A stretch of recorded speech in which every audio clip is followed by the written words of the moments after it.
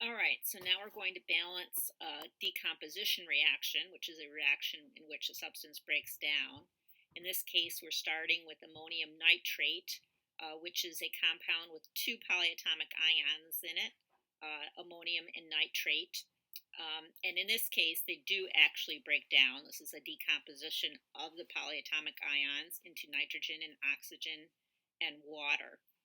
So we can break down polyatomic ions. It doesn't happen all the time, but it certainly can happen. How can you tell? You just look and see if if the polyatomic ion is on both sides of the equation. The other thing I want to mention is that NH4NO3,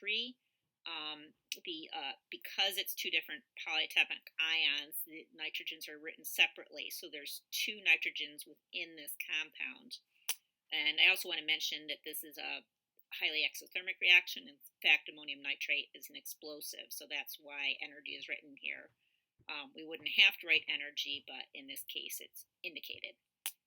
So now we'll balance nitrogen first. Remember, we've got 2 in ammonium nitrate, and N2 has 2 nitrogens as well, so that's already balanced. And we're just going to, at this point, we'll leave it blank. We won't put the 1 there.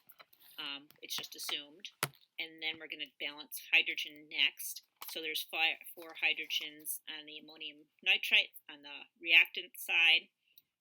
So we're going to need 2 waters because each water has 2. So 2 times 2 is 4 to get 4 hydrogens on the product side.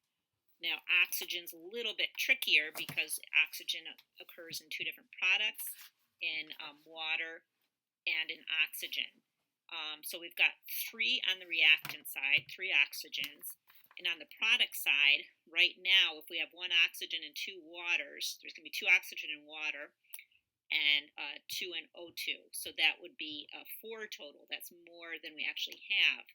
So to balance this, we can write 0.5 O2. So that would be 1 oxygen there and 2 in water. That would be 3 total. So that balances it. So again, this is just a tool for figuring out how to balance it. We can't have half an oxygen atom. It's always going to exist as a whole O2 molecule. But once we've gotten this far, what we can do is double everything, and then we will have the balanced equation. So what we end up with is 2 ammonium nitrate react to form 2 nitrogen, 1 oxygen, and 4 water molecules, and release energy in the process. Okay, now we'll balance a single displacement reaction. So this is one where we basically have an ionic compound, and essentially the one element swaps places with one part of that compound. So we have aluminum swapping places with hydrogen in hydrogen phosphate. So for this reaction, this is again one with a polyatomic ion, but it stays in both sides of the equation. So we could balance whatever we want to first, but I'm going to balance the hydrogen. So if we look here, we've got 3 hydrogens on the reactant side and 2 on the product side.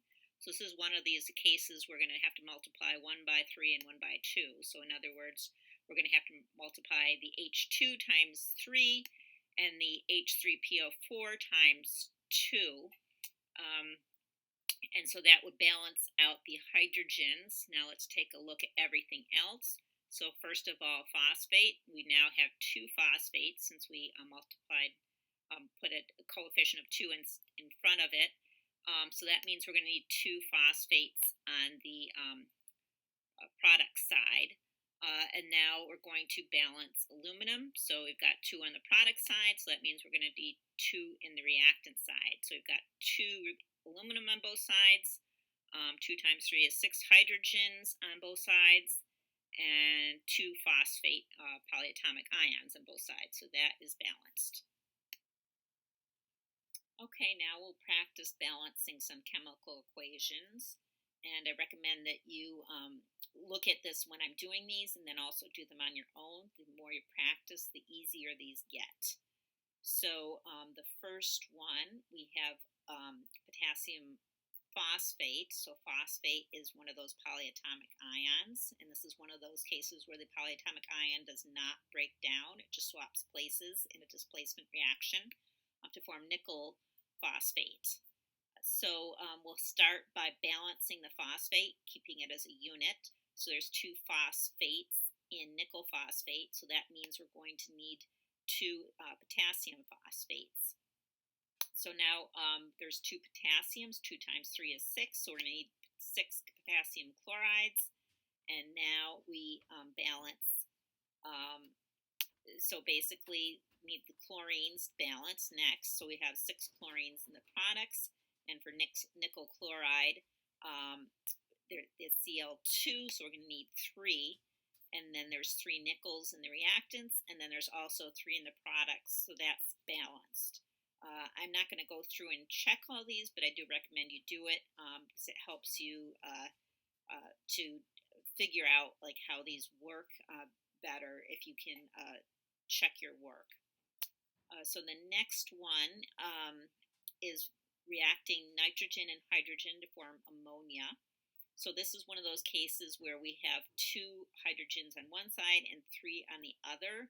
So we have to multiply 3 times 2. So 3 times 2 is 6, and 2 times 3 is 6. So we have the hydrogens balanced.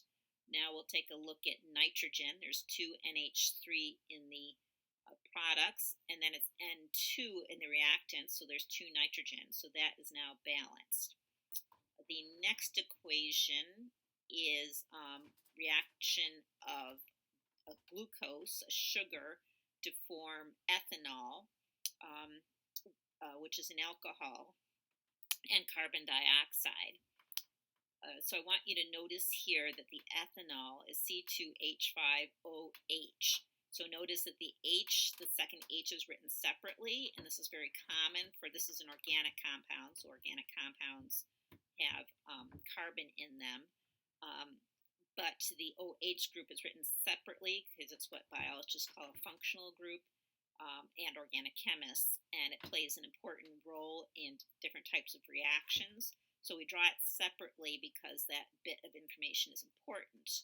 And the only reason I'm mentioning this now is because it also is important to make sure that you pay attention to that and recognize that this molecule has 6 hydrogens and not 5. So we will balance the hydrogen first, and the reason we're going to do that is because we looked at the products. Ethanol and carbon dioxide both have carbon in them, and they both have oxygen in them. Those are the trickiest to balance, so we'll start with the hydrogen, since it's only in ethanol. So we've got 12 hydrogens in glucose, and then we have 6. So that's 5 plus 1 is 6 in ethanol. So we're going to need 2 of those to balance our hydrogen. Now let's go to the oxygen. So there is 6 oxygens in the glucose, and then we've got 2 in ethanol. So basically O2, there's just 1 of them. So if we have 2 of those, though, that'll be 4 total. 4 plus 2 is 6, so that'll balance. And now let's look at the carbons. We've got 6 in glucose. And over on the other side of our equation, we've got 4 plus 2 is 6. So that is balanced. Now we're going to go to a reaction of magnesium with hydrochloric acid. And with this one, it probably doesn't matter too much where you start. So I'll start with hydrogen. So there's 2 H2 in the products. So I'm going to just write down 2 HCl's, 2 hydrochloric acids. So now hydrogen is balanced. Now, if we look at Cl, there's 2 Cl and HCl, and then there's also 2 chlorines in the magnesium chloride, so that's balanced. And then we've got 1 magnesium in the products and 1 in the reactants, so that's balanced. So that one was pretty easy. The next one, however, is a little bit trickier. So this is one of those where we have oxygen is in 2 different products. So we're not going to start with oxygen. Instead, I will start with hydrogen, and I'm going to do that because, again, this is one of those, if you look, there's 3 and 2, so we're going to have to multiply by 2, and by 3 to get 6. And then after this, so we've got 6 hydrogens on each side of our equation. But now that we did that, we have 2 nitrogens and ammonia, so we're going to need to have 2 nitrogen monoxides formed in this reaction. Now we're going to figure out what to do with oxygen. So we've got in the products, there's 3 oxygens in water and 2 in nitrogen monoxide, so that is a total of 5.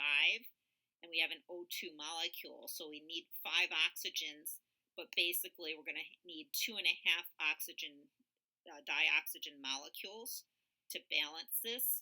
And this is the easiest way, I think, to do this, at least initially. But at this point, you're going to need erased everything and essentially double it. So we end up with 4 ammonias plus 5 oxygens reacts to form 4 nitrogen monoxides and 6 water molecules. Okay, now that we know how to balance chemical equations, we're going to use this knowledge so that we can predict quantities of products that can be formed based on the amount of reactants present. So this is something that would be very important if you're in a chemistry lab or a factory where you want to figure out how much of something you're going to make. So this is the kind of calculation that a chemist would be doing all the time. Okay, so we're now going to learn how to determine what quantities are formed depending on how much the reactants are used. So here's a balanced chemical equation for the combustion of methane, which is, again, natural gas, to form carbon dioxide and water. So if we had 1 methane atom, we would form 1 atom of carbon dioxide and 2 atoms of water. And then because moles are essentially equivalent to atoms, they're in an amount, if we had 1 mole of methane, we would form 1 mole of carbon dioxide and 2 moles of water. However, in real life, we often aren't dealing with exact numbers like that. We might have a different amount that we're trying to react and to find out how much we end up with. So let's show an example here where we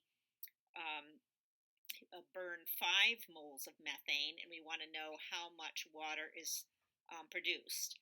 And I mentioned here that this is assuming that we have unlimited amount of oxygen, because one thing about equations, balanced equations, is that if you run out of one ingredient, the reaction will stop. So if let's say we had 1 mole of oxygen, we'd only be able to burn half a mole of methane, because basically at this point you'd run out of oxygen and the reaction would stop. So anyway, the solution to this, the first step in finding it, is to write the quantity in moles underneath the coefficient for the compound whose quantity is known. So in this case, we know that we're starting with 5 moles of methane, so we write that just underneath. Then the next thing we do is write an X under the compound whose quantity is unknown. So we start with 5 moles of methane, and we want to find out how many moles of water is formed. We don't know, so we're just going to put an X there. And then basically what we can do now is rewrite this as a ratio and solve for X. So the X is basically the unknown in algebraic equation, and we basically write 1 over 5 equals 2 over x, and then we solve for x. So when we rearrange this equation, it turns out that x is equals 10 moles. So in other words, that if we burn 5 moles of methane, we will end up with 10 moles of water.